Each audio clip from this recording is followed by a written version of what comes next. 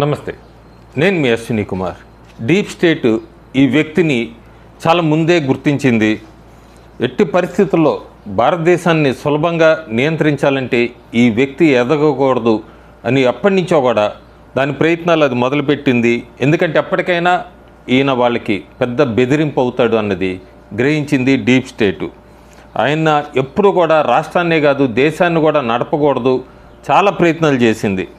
అందుకే ఆయన ముఖ్యమంత్రి అయిన వెంటనే కూడా వాళ్ళు చాలా సమస్యలు సృష్టించారు, అన్ని రకాల లేబుల్స్ వేశారు, ఆయనపై శాంక్షన్స్ ఇవన్నీ కూడా విధించడానికి ప్రయత్నించారు. ఆయన వీసా కూడా రద్దు చేశారు.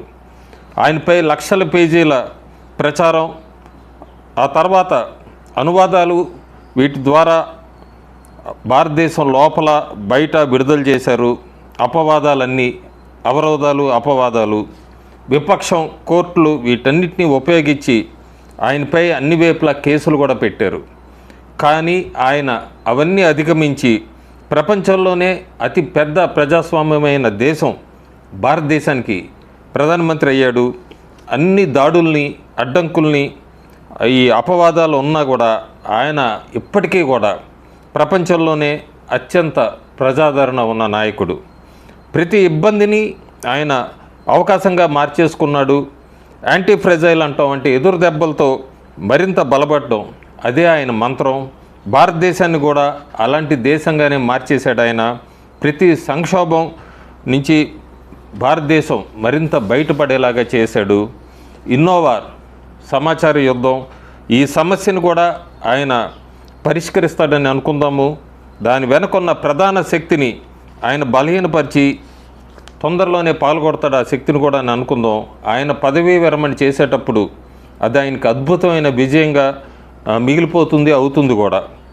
భారతదేశం యొక్క అత్యంత ఎక్కువ కాలం పనిచేసిన అత్యంత ప్రభావవంతుడైన ప్రధానమంత్రిగా ఆయన ఇప్పటికే గుర్తు పొందారు. ఇది కూడా చేస్తే గుర్తింపు ఇంకా పొందుతాడు. చరిత్ర ఆయన్ని ఇలా గుర్తుంచుకుంటుంది. కేవలం రోడ్లు అభివృద్ధిని మాత్రమే కాదు, భారతదేశాన్ని కూడా ఆత్మవిశ్వాసం, స్వావలంబన, ప్రపంచ వేదికపై గర్వంగా నిలబడే ఒక దేశంగా మార్చేసిన వ్యక్తి, ఆ వ్యక్తే నరేంద్ర మోడీ. నరేంద్ర మోడీ పరిపాలన 12 సంవత్సరాలు జూన్ 10వ తారీఖు పూర్తి చేసుకుంటుంది. ఆ సందర్భంగా ఒక చిన్న వీడియో, ఇది చివరిదాకా స్కిప్ చేయకుండా చూడండి. ఎందుకంటే భారతదేశ చరిత్రలోనే ఒక అరుదైన రికార్డు సృష్టి కాబోతోంది. భారతదేశంలో అత్యంత సుదీర్ఘకాలంగా నిరంతరంగా ప్రజాస్వామ్య పద్ధతిలో పాలించిన ప్రధానమంత్రి జవహర్లాల్ నెహ్రూ. ఆయన పేరిట ఉన్న 4398 రోజుల రికార్డును దాటి నరేంద్ర మోడీ సరికొత్త రికార్డు సృష్టిస్తున్నారు. ఇది కేవలం ఒక నెంబర్ మాత్రమే కాదు, ఇది గత 12 ఏళ్లలో మన కళ్ళ ముందే మారిపోయిన భారతదేశపు మహా పునర్నిర్మాణం కథ. అసలు ఈ 12 ఏళ్లలో మన దేశం ఎక్కడి నుంచి ఎక్కడికి చేరింది, సామాన్యుడి జీవితంలో వచ్చిన మార్పులేంటి, ఇవన్నీ కూడా సింపుల్గా లెక్కలతో చెప్తాను ఈ వీడియోలో. మనం నెహ్రూ కాలాన్ని, మోడీ కాలాన్ని పోల్చి చూస్తే రెండు వేరువేరు యుగాలుగా కనిపిస్తాయి. నెహ్రూ కాలంలో స్వాతంత్రం వచ్చిన కొత్తలో దేశానికి ఫౌండేషన్ పునాదులు వేయటం గురించి సాగింది. అప్పట్లో మన దగ్గర ఏమీ లేదు కాబట్టి వ్యవస్థలన్నింటినీ నిర్మించడమే లక్ష్యంగా పెట్టుకున్నారు. కానీ మోడీ కాలం ఆ పునాదులపై దేశాన్ని పునర్నిర్మించటం, అంటే రీకన్స్ట్రక్షన్ గురించి సాగుతోంది. పాత పద్ధతుల్ని మార్చటం, అట్లాగే కొనారిల్లుతున్న వ్యవస్థని, కూలుతున్న వ్యవస్థల్ని ఆధునీకరించటం, మున్నెప్పుడూ లేని వేగంతో మౌలిక వసతుల్ని వీటన్నిటినీ పెంచటం ఇక్కడ ఈ మోడీ పీరియడ్లో చాలా క్లియర్గా కనిపిస్తోంది. సింపుల్గా చెప్పాలంటే అప్పటికి ఇప్పటికీ తేడా పని జరుగుతున్న వేగం, పరిమాణం మరియు దాని వ్యాప్తిలోనే ఉంది ఇదంతా కూడా. ఒక మెగా ఇన్ఫ్రాస్ట్రక్చర్ బ్రూమ్ చూసుకుంటే మౌలిక వసతుల విస్ఫోటం. మాటలు పక్కన పెట్టేసి పూర్తిగా లెక్కల్లోకి వద్దాం. డేటా ఇస్తున్నాను క్లియర్గా. ఇక్కడ 2014కి 2026కి మధ్య ఎంత తేడా ఉందో మీకే క్లియర్గా అర్థమవుతుంది. మొట్టమొదటి మనం విమానాశ్రయాలు, ఎయిర్పోర్ట్స్ తీసుకుంటే 2014 వరకు దేశంలో కేవలం 74 విమానాశ్రయాలు ఉండేవి. ఈరోజు అవి 160 దాటేసినాయి, అంటే డబల్ కంటే ఎక్కువ ఈ 12 సంవత్సరాల్లో. రహదారులు, రోడ్స్ ఇవి చూసుకున్నా కూడా పెద్ద ఎత్తున ఎక్స్ప్రెస్ వేలు ఒకప్పుడు కేవలం 1000 కిలోమీటర్లు ఉంటే ఇప్పుడు 6700 కిలోమీటర్ల పైగా విస్తరించాయి.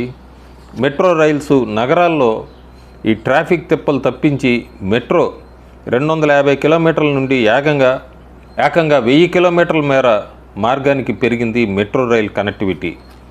డిజిటల్ పేమెంట్స్, ఒకప్పుడు జేబులో క్యాష్ లేకపోతే పని నడిచేది కాదు. కానీ ఈరోజు చూస్తే మనం చిన్న బడ్డీ కొట్టు నుంచి పెద్ద మాల్ వరకు నెలకి 18 బిలియన్లకు పైగా యూపీఐ లావాదేవీలు జరుగుతున్నాయి. ఇది ప్రపంచంలోనే టాప్ రికార్డ్. ఒకవైపు అభివృద్ధి ఒకవైపు జరుగుతుంటే మరోవైపు దేశ రక్షణ, అంతర్గత భద్రతలో విప్లవాత్మక మార్పులు కనిపించినాయి. అందులో మొదటిది ఆర్టికల్ 370 రద్దు. దశాబ్దాలుగా నలిగిపోయిన జమ్మూ కాశ్మీర్ ఇప్పుడు దేశంలో పూర్తిగా భాగమైంది. ఒకప్పుడు అక్కడ రాళ్ల దాడులు, బందీలు వార్తలుగా నిలిచేవి. కానీ ఇప్పుడు అక్కడ టూరిజం, ఇన్వెస్ట్మెంట్సే మాట్లాడుతున్నాయి. ఇక రెండోది ఈ నక్సలిజం అణిచివేత. ఒకప్పుడు దేశంలో వందలాది జిల్లాల్లో విస్తరించిన ఈ నక్సల్స్ ముప్పు ఇప్పుడు కేవలం కొన్ని చిన్న ప్రాంతాలకే పరిమితమైంది. మూడోది ఇంపార్టెంటు, ఈశాన్య రాష్ట్రాలు, నార్త్ ఈస్టు దశాబ్దాలుగా ఈ తిరుగుబాట్లలో అట్టుడిగిన ఈ ప్రాంతాల్లో ఇప్పుడు శాంతి ఒప్పందాలు జరిగాయి. బోర్డర్ సెక్యూరిటీ పరంగా చూస్తే సైన్యానికి పూర్తి స్వేచ్ఛ ఇవ్వడంతో పాటు ఆధునిక ఆయుధాల తయారీ మన దేశంలోనే జరుగుతోంది.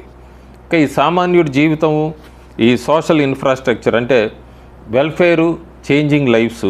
చాలామంది అనుకుంటారు అభివృద్ధి అంటే కేవలం పెద్ద పెద్ద హైవేలు, విమానాశ్రయాలైన సామాన్యుడి కుటుంబానికి ఏం దక్కింది అనే దానికి కూడా సమాధానం ఉంది. క్లియర్గా చార్ట్ కూడా పెడుతున్నాను. ముఖ్యంగా తాగునీరు.